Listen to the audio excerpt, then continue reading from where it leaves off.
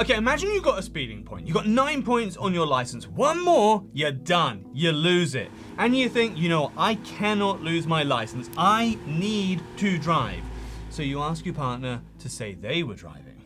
You forge the paperwork. You lie to the police. You avoid the ban and you carry on. Now imagine that while all of this is happening, you are also a cabinet minister, an energy secretary, someone being talked about as a future leader of the Liberal Democrats, someone whose entire public identity is built around the ideas of transparency and accountability and doing the right thing for the country. What would happen to you? Or what would happen to an ordinary person who did exactly that? For Chris Huhne, the answer was nothing for 8 years. Then a guilty plea on the first day of his trial, 8 months in prison, release after 2 months, and a column in The Guardian. He became a media commenter.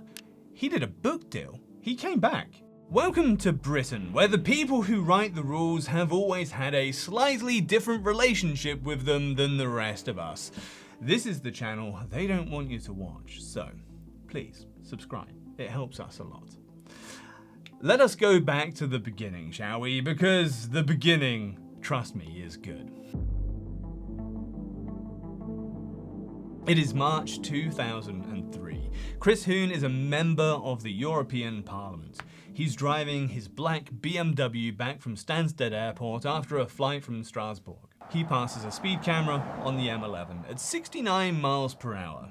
He has 9 points on his license, one more set of points, and he is banned.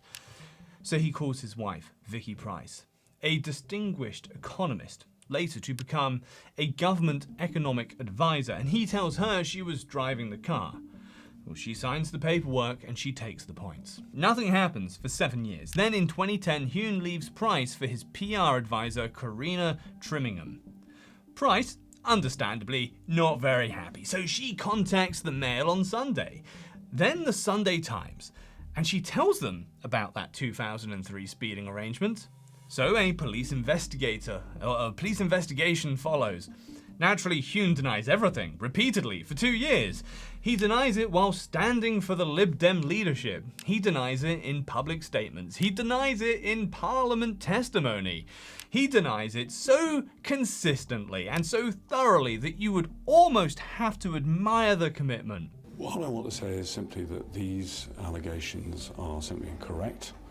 They've been made before and they've been shown to be untrue. First day of his trial in February 2013, he pleads guilty. I pleaded guilty today. 10 years after the original offence. 8 years of lying. The judge at the sentencing said Huhne lied again and again. Both Huhne and Vicky Pryce were jailed for 8 months. He became the first former cabinet minister to be sent to prison since Jonathan Atkin in 1999. The offence, by the way, was travelling at 69 miles per hour on the M11 in a BMW. That is it. If he had just taken the points, or kept his licence clean, or hired a taxi, none of this would have even happened. The extraordinary decision-making of a man trusted with the energy policy of the 5th largest economy in the world applied to a 3-point speeding fine. The speeding's not even the whole story. The story is the 8 years of lying. A man who voted on road safety legislation, sat in cabinet, who stood at dispatch boxes and was talking about the honesty in public life. He had been quietly living with a criminal secret throughout this entire political career. The story is that this was only exposed because his marriage collapsed. Because if Huhne had stayed with Pryce, the energy secretary, who argued for tighter environmental standards, would have kept a covered-up speeding conviction for the rest of his life. Right, so that is one incident, verified, documented, and jailed. Let's do one more, because honestly, there is plenty. May 2020, Britain is in a national lockdown. The rules are clear: stay home, avoid non-essential travel, do not visit people from other households. These are not suggestions, they are the law. People are being fined for sitting on benches. Police are patrolling parks. A woman in Derbyshire was threatened with a fine for driving to a beauty spot to go walking on her own. 1/3 of the British public will later tell researchers that they missed a close friend or family member's funeral during this period because of the rules. These are the stakes. Enter Dominic Cummings, the chief advisor to the Prime Minister, the man who was in the room where the lockdown rules were designed and implemented, drove from London to County Durham with his family in late March while his wife was experiencing COVID symptoms. He says he drove to Durham because he had no childcare in London and wanted to be near his parents. Oh no. The police looked at this and said, "It was a minor breach. Don't worry about it. No action taken." Then it emerged that while in Durham, Cummings drove to Barnard Castle, 30 miles away, on his wife's birthday. He explained this to the country in a press conference in the Downing Street Rose Garden. He said he drove to Barnard Castle to test whether his eyesight was good enough to drive back to London, having experienced some vision problems while he was ill. What? He said, "I wasn't confident that I was safe to drive all the way back to London and I wanted to get some sense of whether I was safe to drive." My guy, that is the wildest excuse I have ever heard. And we have heard British politicians come up with some absolute crackers before now. Anyway, he's alleging he drove 30 miles to test whether he was safe to drive. On a rather amusing side note, Specsavers noted a 6,000% increase in online mentions that week. They issued a statement that was so dryly, perfectly British that it deserves to live forever. This was like, nothing beats a Jet2 holiday tier. They posted, "Should have gone to Specsavers." That is the entire statement. 4 words. A national mood captured in 4 words. Boris Johnson publicly defended Cummings. He said his advisor had acted with enormous courage. "I think he followed the instincts of every father and every parent." The Prime Minister of the United Kingdom described driving 30 miles to test one's eyesight to see if he was safe to drive at all during a national emergency as an act of enormous courage. Researchers at UCL found that public confidence in the government fell from 4.5 out of 7 to 3.5 in the week this story ran. A study found that the proportion of people saying they had broken lockdown rules because they disagreed with them doubled in the 7 days after Barnard Castle. It doubled. So the rules that Cummings helped write became slightly less binding once people saw who was not following them. This is the documented consequence of one rule for them. Matt Hancock. Oh goody. This gets good. So we obviously absolutely need to touch on Matt Hancock. Matt Hancock was the Secretary of State for Health. He was the face of the government's pandemic response. He appeared on television and radio every other day telling the country how to behave. He told the public that they must maintain social distancing. He told the country that physical contact with people from other households was prohibited. He looked down cameras and said these things seriously, repeatedly, and as a matter of national importance. Well, on May 6, 2021, he was in his office at the Department of Health and Social Care. He was not maintaining social distancing. He was kissing Gina, a married senior aide he appointed to a taxpayer-funded role. CCTV footage captured this. The Sun published the images on June 25th, 11 days before the lockdown rules were eased to allow physical contact with people outside of your household. The person responsible for the rules was in his government office snogging someone from somewhere else. Johnson initially said he had accepted Hancock's apology and considered the matter closed. Well, I'm sure that would be very convenient for him, but by the next day, the pressure was a little bit too much, so Hancock resigned. I've been to see the Prime Minister to resign as Secretary of State for Health and Social Care. In his letter, he wrote, "We owe it to the people who have sacrificed so much to be honest where we have let them down as I have done, by breaching the guidance."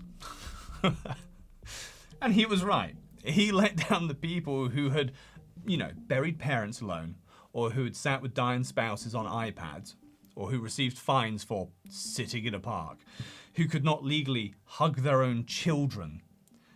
None of this is ancient history. Every single person in Britain knows these names. They remember exactly where they were when these stories broke, and they felt that specific kind of fury, that specific kind of cold fury that comes from not even being surprised about it, but the confirmation. The fury that says, yeah, kind of thought so, of course. Yeah, this is exactly what I suspected, and yeah, of course, this is the country we're living in, rather than the one people in charge keep describing to us. Because this is what makes this particular type of political misconduct so corroding. It's not just that they broke the rules, it's that they broke rules that they had made for other people. Rules that they had stood in front of cameras and explained with grave importance. Rules that the rest of us had accepted and followed and suffered through.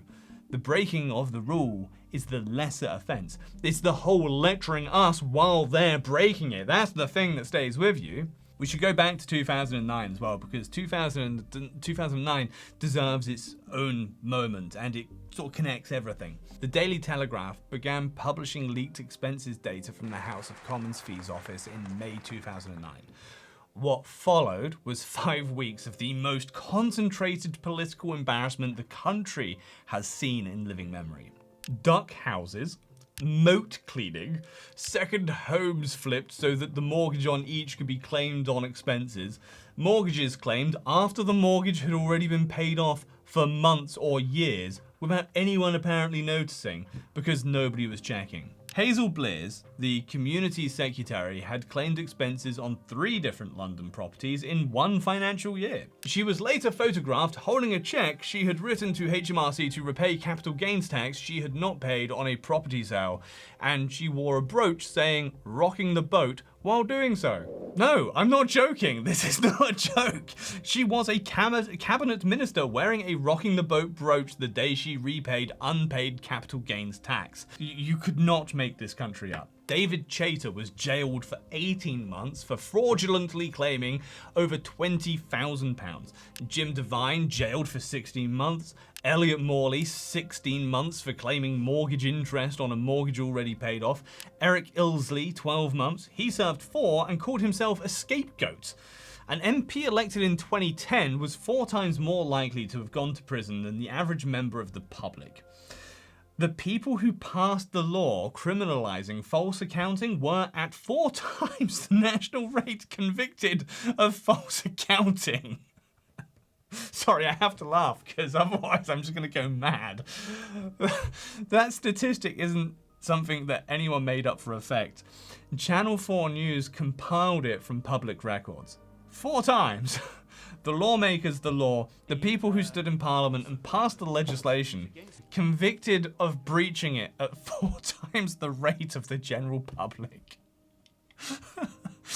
Angela Rayner, Deputy Prime Minister, Secretary of State for Housing.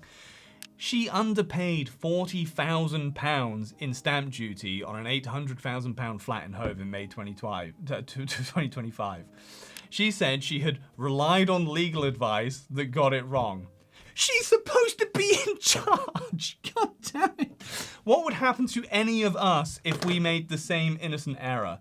Like, anyone who has a business that has dealt with HMRC, like, drop it in the comments. What would happen if you accidentally underpaid by 40 grand and just said, oops, I didn't know? Anyway, she eventually resigned in September 2025 after the ethics advisor found a breach of the ministerial code. HMRC cleared her of intentional wrongdoing in May 2026. She was, at the moment of the underpayment, the housing secretary. She grew up on a council estate in Stockport. We include her because this isn't a partisan point. This list has just spanned across every party. The instinct to apply the rules differently to yourself, it's not ideological, it is structural. It is structural because the consequences are not equivalent. Ordinary people don't have the resources to delay prosecution for 8 years. Ordinary people do not get press conferences in Downing Street rose gardens to explain their unusual driving choices. Ordinary people do not get to just resign from the cabinet, serve 2 months of an 8-month sentence, and then re-enter public life with a column and a book deal and a series of television appearances. The law is technically the same for all of us, but the experience of being subject to it most definitely is not, and most definitely has never been. 82% of people in Britain now believe the elites protect other wealthy or powerful people from being held to account. 74% believe politicians want power for the sake of it rather than to help people. These aren't conspiracy theories. These are the considered views of the majority of the population, formed over decades of watching the same patterns repeat. An investigation, an inquiry, a report, a letter to the Prime Minister, a resignation, a book deal, a comeback. The thing ordinary British people keep saying, on Reddit, on Mumsnet, in the comments under every local newspaper story about a politician, in pubs, in waiting rooms, whatever, it is this.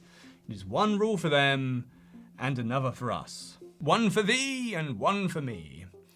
They say it in different words, but it is always the same thought.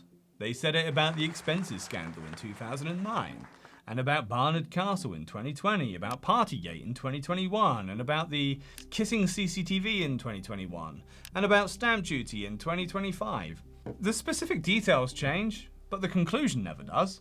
And what is most striking, when you actually look at the evidence, is that the sentence is correct. Not as a feeling, but as a documented, verifiable, quantifiable fact. An MP elected in 2010 was 4 times more likely to go to prison than you were. The rules that protected you from your partner lying on your behalf about a speeding offence were not the rules that protected Huhne for 8 years. The rules that said you could not hug your children were not the rules that Hancock was following in his office on May 6th. The rules about paying stamp duty apparently required more precision from you than they were required from the person who was at the time the housing secretary. What can you actually do with any of this anyway? Well, more than you might think. The Register of Members' Financial Interests at parliament.uk is public and searchable. Every MP's second home arrangements, every outside income, every paid advisory role, every financial interest that might be relevant to their work is listed there. Most people have never looked, and it takes about 3 minutes per MP to find yours. So go and find yours. Read what they have declared. If something seems inconsistent with a position that they have taken publicly, well, that's a question worth putting to them in writing. The Advisory Committee on Business Appointments, ACOBA, approves or rejects job moves for ministers and senior officials after they leave government. Its reports are public. The committee itself has described its own sanctions as resulting in nothing more than an unpleasant letter and a couple of days of bad publicity. The committee was abolished in late 2025 after years of being called toothless. Whatever replaces it, its records show you who moves where and when. Worth reading. Write your MP once a year about transparency. 1 letter once a year with a specific question about a specific decision. Not a general complaint, but a specific question that requires a specific answer. Politicians are not afraid of people who are generally annoyed. They are slightly worried about people who have read the footnotes. The Barnard Castle moment, the kissing CCTV, the guilty plea after 8 years, the dark house, these are all, they're not footnotes. These are front pages, but the system that produced them hasn't changed. The instinct that drove them has not been addressed, and 82% of people who believe elites protect their own, based on everything we have just looked at together, well, the evidence suggests they're probably right.